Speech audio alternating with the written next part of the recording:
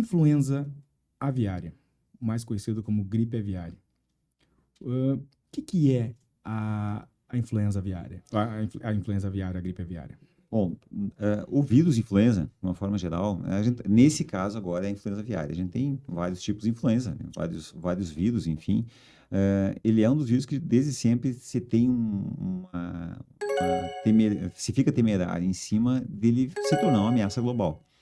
Por quê? Porque ele também ele tem potencial zoonótico, pode atingir humanos, hoje está atingindo mamíferos, né? Porque mesmo o aviário agora entrou nas populações selvagens aí de leões marinhos e lobo marinho. Então, ele é um vírus que adapta a várias populações e, por isso, é um risco maior também. Ele obviamente, circula nas populações selvagens desde sempre. Né? Não é um vírus novo, não é ele, e algumas mutações são mais perigosas. Nesse caso, em específico do H5N1, que agora é o vírus do momento, né? Tem H8N2, já teve a gripe suína, que foi H7N2, enfim, teve várias apresentações, que são basicamente a classificação do vírus. Não vou entrar muito em detalhes dessa classificação, que é complicada, mas nesse momento, ela entrou na população de aves selvagens, de vida livre, e era uma potencial ameaça, como foi na Europa, na Ásia, na América do Norte, segue sendo, para a nossa criação comercial. Qual é que é a nossa missão? É evitar que ele salte da população de vida selvagem, que ele circula naturalmente, para dentro da nossa população identificada, que é comercial, ou mesmo de subsistência, porque entra em contato com as pessoas. Então, hoje ele não salta para pessoas, é dificílimo, mas como existe o risco, a gente tem que também pensar nesse caso. A questão, Fernando, que eu gostaria de perguntar, assim, ó, eu estou vendo na avicultura, tá? Que eu perambulo aí pelas granjas e eu não estou vendo, na verdade, eu não estou sentindo aquela preocupação do avicultor, aquela realmente que você tem que ter, igual nós tivemos, por exemplo, não relacionando, mas igual a influenza, há pouco tempo, a pandemia que nós tivemos. Só que a gripe aviária, ao meu ver, tá? E pode ser uma opinião minha, é algo que tem que se ter preocupação, porque pode se transformar, se desencadear numa pandemia, né? Então, o que que eu te pergunto, assim, qual a importância de fazer um cuidado e como que esse vírus ele é transmitido hoje? Tipo assim, eu vou te fazer mais uma pergunta.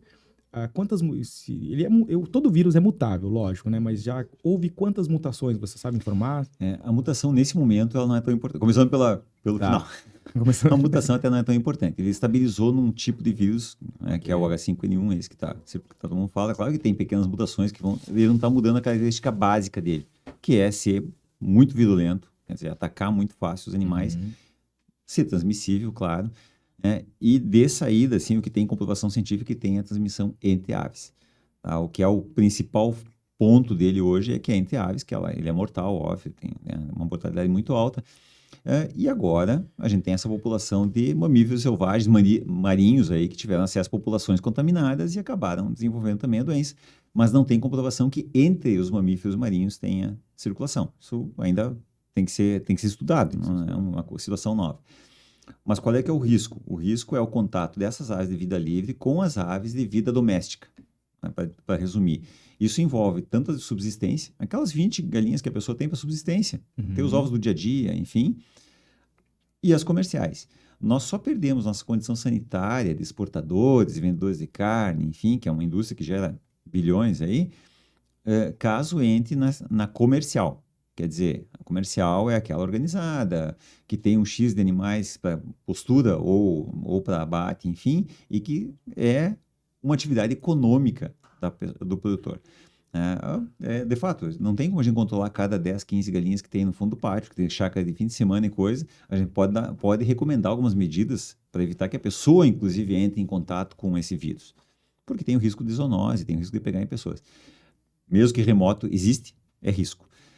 Então, a ideia, o principal hoje, em termos de defesa mesmo, de disseminação do vírus é evitar que entre na parte comercial. Por quê? Porque a parte comercial é intensiva.